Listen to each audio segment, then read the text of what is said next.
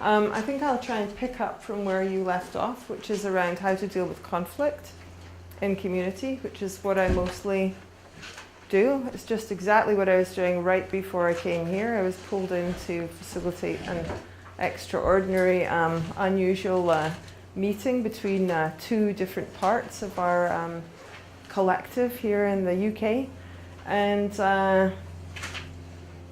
yeah, and so much of it, I notice in these really like heated moments when there's really a conflict, what happens is everybody goes into like an altered state and starts having a lot of feelings, and nobody's really listening very well to anybody else. And when the other person is speaking, then the other person is not really listening often, but kind of rehearsing the next thing we're going to say to make sure that we get our point across. So often I think the role of facilitator, just somebody, we can develop this within ourselves as what I would call a meta skill or way of being, but actually I think that's why we often in community also bring in external facilitators, just because they hold that slightly external place. They're not as emotionally affected by the field and are just able to hold that space. I'm just looking at you, Karen. I remember you doing that for me in my own co-housing project when we were at loggerheads with somebody or another in our 7-year process. And it was just so helpful to have somebody who can come in and be a little bit pragmatic.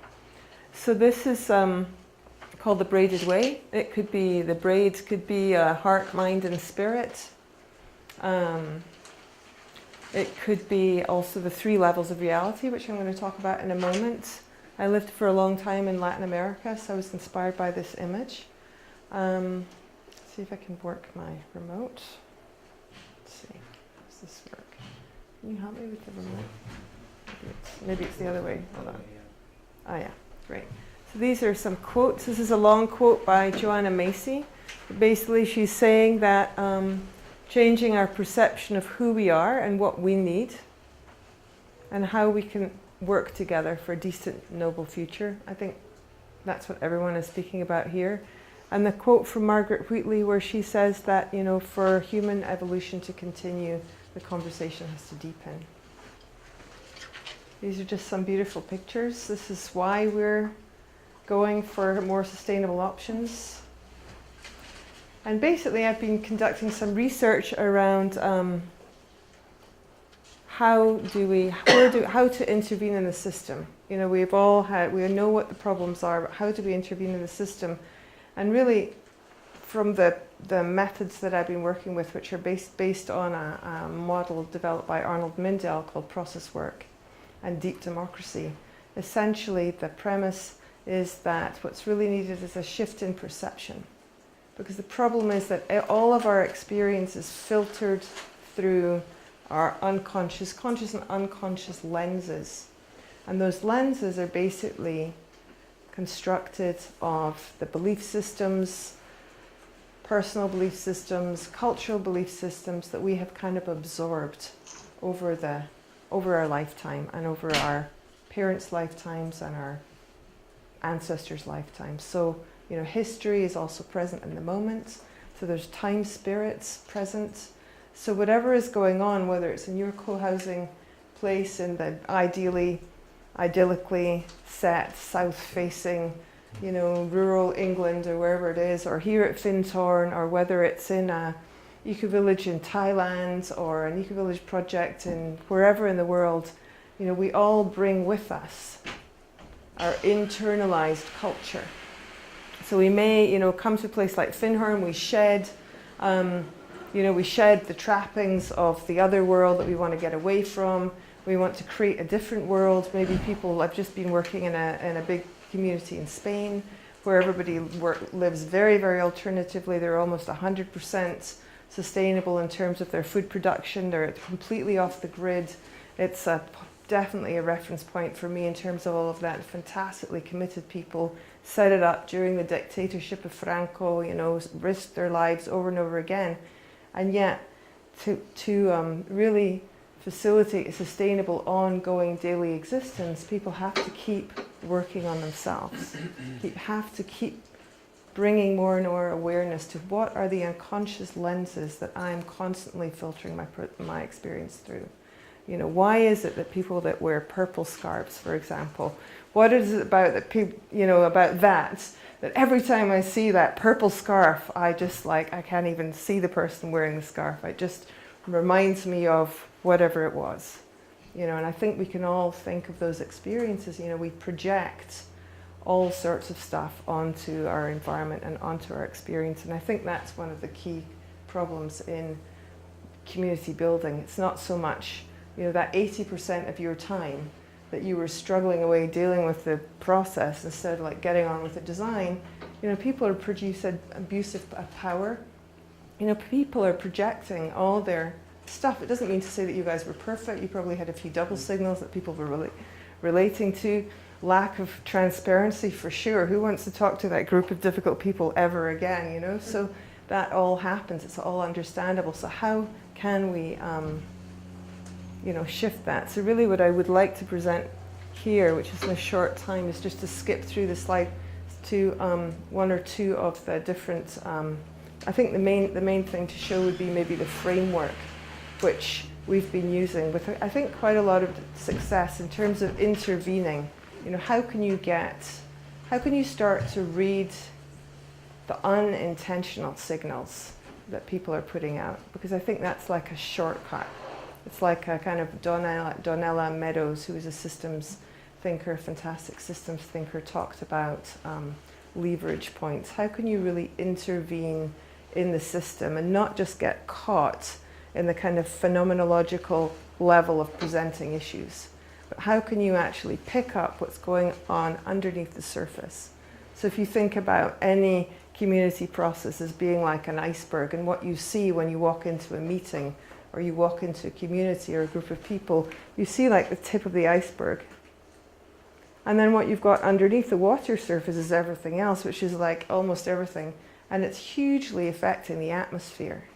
So unless that really gets dealt with, then it's going to be very difficult to really live together successfully for quite a while. So these are just some of the key ideas behind it. This is a picture of a workshop creating a web together, working in Burma. This is a bit too small.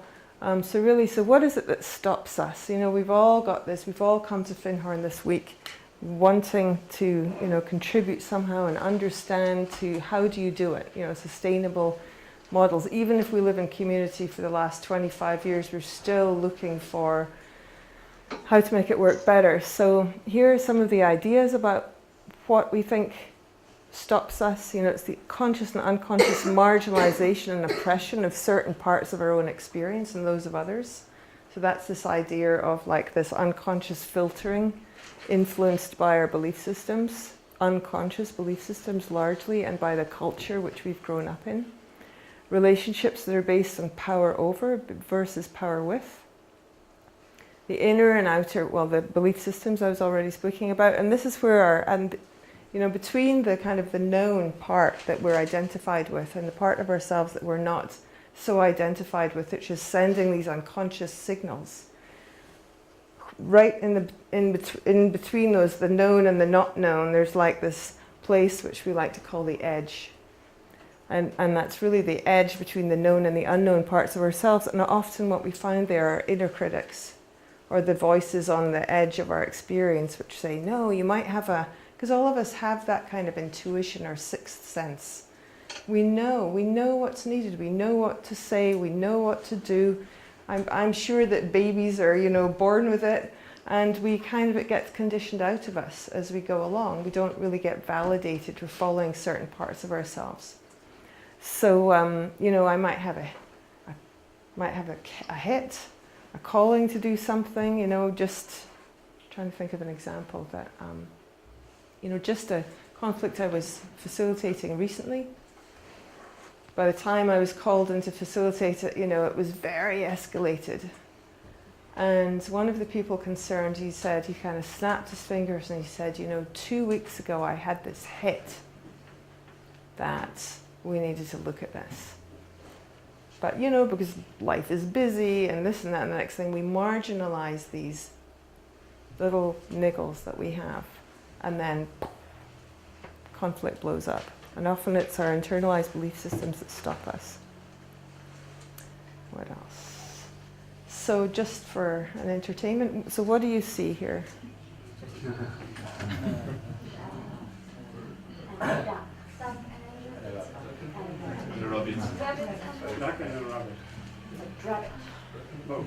So how many people, when you first saw it? And a cave on a mountain.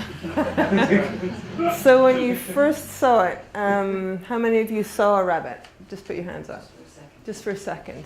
And when you first saw it, how many of you saw a duck? Right. So first. It's very, just for the first. And then who saw something else? Right. So, one picture, many experiences. There's that famous thing, I think it's on the web, sometimes we use it in workshops, where there's, there's two basketball teams, or no, they're bouncing a ball, two teams, and they're passing a ball from white t-shirt to white t-shirt. And then your job as an observer is to just count the number of times the ball gets passed from white t-shirt to white t-shirt, and not the black t-shirts. So you're completely focused on this. And then right in the middle of it walks, well, there's different versions, a gorilla, a girl in a sexy bathing suit, whatever. And often the first time that you watch it, you don't see this like really obvious figure. So it's just an example of how we can just unbelievably screen things out of our experience. So Mendel's, I'm not going to say, that's a whole introduction to theory, which we won't go into now. Basically, the most important thing that I wanted to, is that big enough? No, you can't see it. PowerPoints are not my strength, obviously. So I think the main thing is to say there's like 3 levels. This is a framework that I think really helps. It's like the iceberg. If you think of consensus reality being the tip of the iceberg, if you like, and under that you've got like the dreaming level and the essence level, or you could imagine it like a tree. So you've got the consensus reality, or like the branches with the fruit. That's what we see. It's measurable. It's facts. It's figures. It's organizational structures. It's what we see. It's what we hear. It's what we touch. It's what we can smell. It's hierarchies often at stake, and it's what gets really validated. What are the sorts of things that give you status, social status in the world? A couple of examples. The worst. Pardon? The worst things. Cars. Money. What else? Yeah, cars, money. Your institution, the one you work for. Yeah, exactly. Power. Pardon? Power. Power, gender, all those kind of things. Money, education, race. So all of those things are often what we unconsciously, even those of us in these so-called alternative movements, are measuring each other against. We come to a conference like this, we arrive to the conference, unconsciously we kind of, I feel a little shy to say this because I don't know you very well, but maybe some of us, unconsciously check each other out. Is that person older, younger, more or less attractive? Do I want to get to know them? Not really. We do that kind of measuring. And maybe once we get to know the person, it changes, but that's happening all the time. So, and often, in an aware culture, we'll probably get beyond that in many cases, but nonetheless, it organizes the dynamics of rank and power in all of our communication. So that's why it's so important. So this is, you could say that, social rank, if you like, goes with that kind of consensus reality. But it's not the only level of reality. 5 minutes, right? It's an impossible task. Dream level is the subjective. That's everything I was talking about. Basically, where we find the belief systems, our inner critics, all of that kind of stuff. And it's also where we send unintentional communication signals, our body language, our tone of voice. I might be conducting a very friendly conversation with you, but, my body language is not exactly friendly.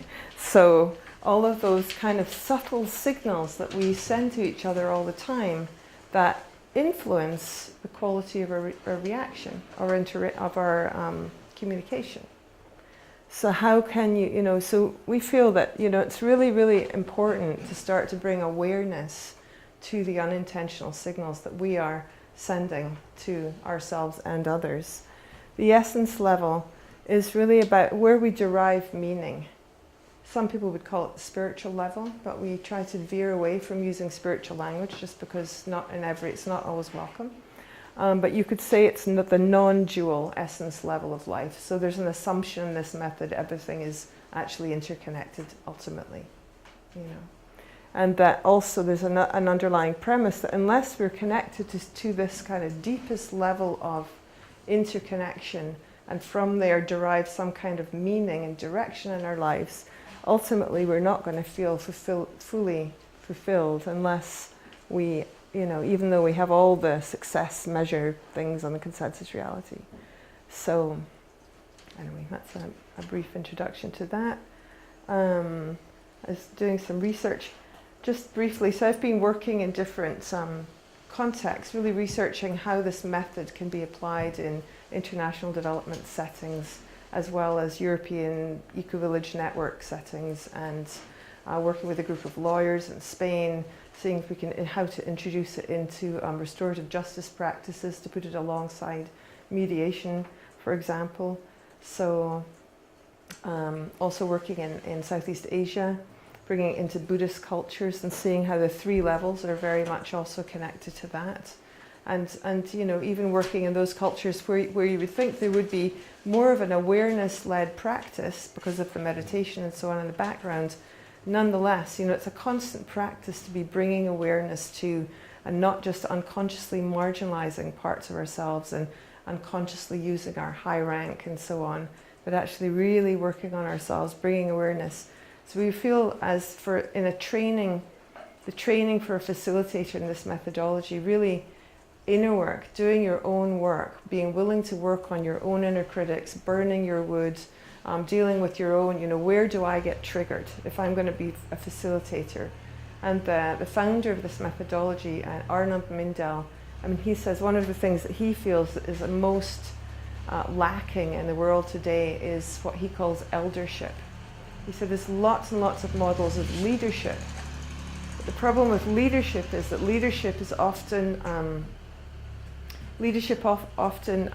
do you say that, has the same pattern as the kind of dominant power paradigm of whatever culture you're in, rather than being a style which is able to really sit in the fire, facilitate all the different voices, and have a kind of feeling attitude in the background of caring for all the parts. There's very, very few of us who have the ability or the inclination to do that, because it's very difficult.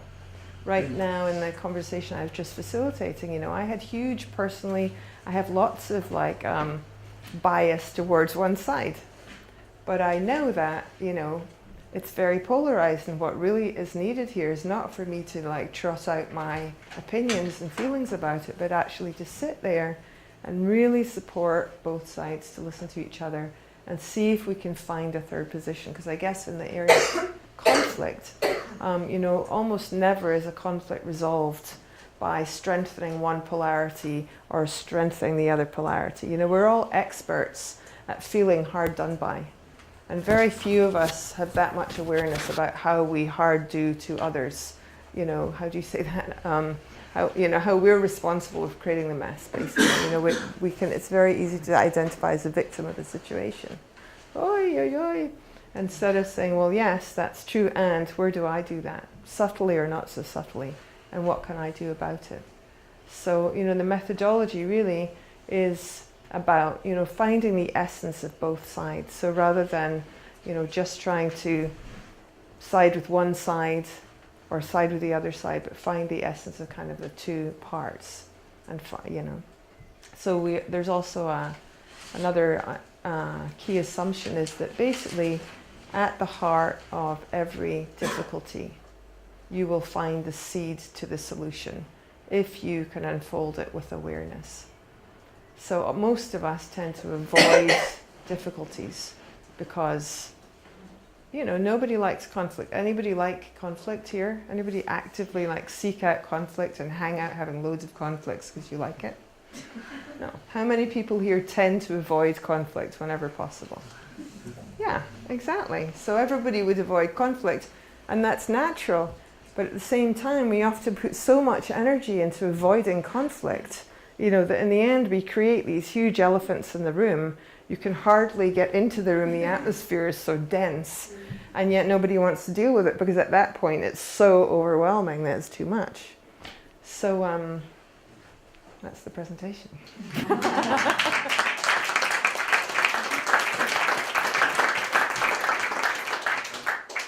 We've got about 5 minutes or so, Phew.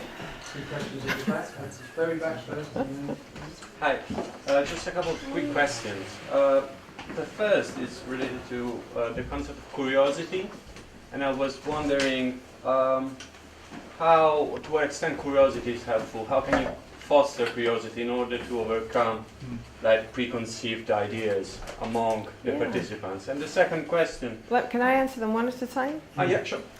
So curiosity, you know, we talk about meta skills that are very helpful for the facilitator or elder, and curiosity is a really key one. It's like cultivating beginner's mind. So you just cultivate beginner's mind as if you were like a small child. Like you go, oh, you know, cultivate curiosity, cultivate that. Develop a new practice in being interested in something. And imagine that you don't know what the other person is talking about. They say, I'm from Mars. You go, oh, really, Mars? Wow.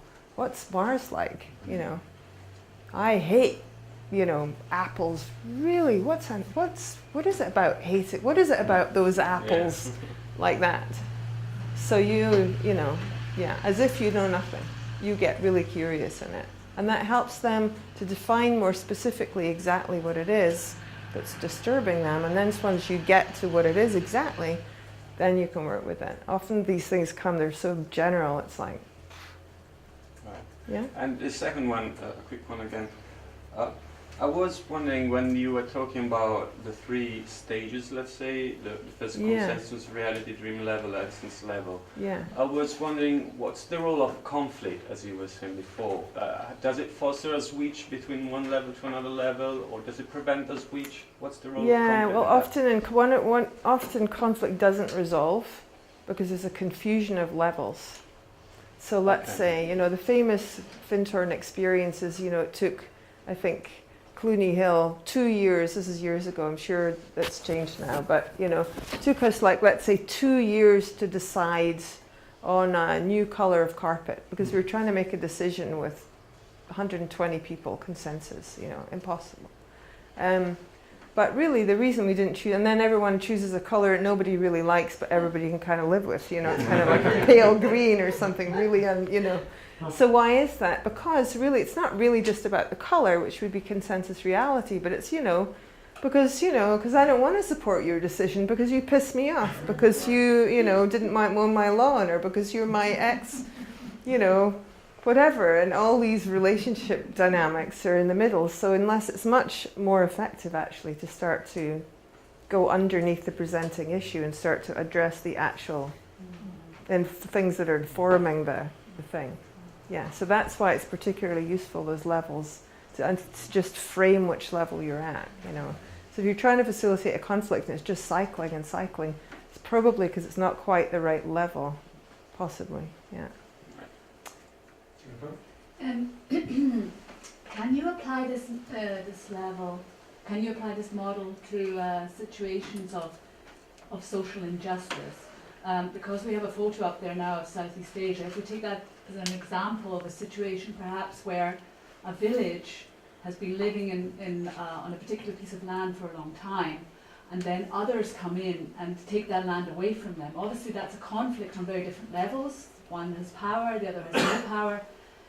Do we expect them to negotiate then on in terms of harmony and fairness, although the basic situation, the social situation, is so unjust? Can you facilitate that or not? Yeah, I mean, it's not necessarily about, I don't think I mentioned harmony at any point. And there's a great book actually called Sitting in the Fire, which talks about facilitating, you know, situations in the inner city LA. between very marginalised groups and not so marginalised groups, and it speaks quite a lot about rank dynamics and facilitation. It's a little bit out of date, the language. There's another one called Deep Democracy Open Forums, which kind of spells out different the methodology for working with it.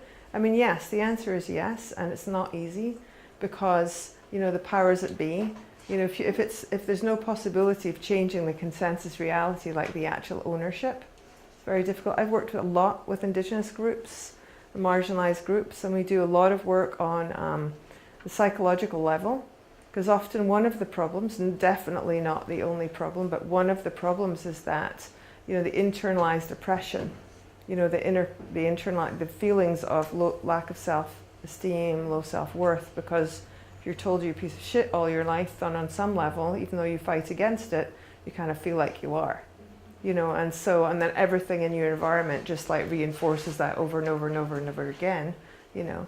So then, you know, there's definitely a piece of work to do to work with people to, you know, feel stronger within themselves, solidarity movements, internal, not just external, but also internal. Build up the capacity in order to be able to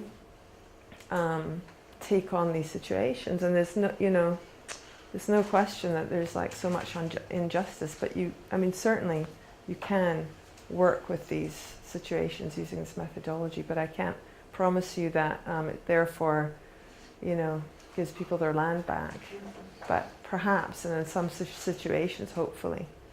Yeah, yeah. That's my hope, you know, that's my dream. But yeah. Okay. I think that's it. Yeah, Thank you. pleasure. Thanks so much.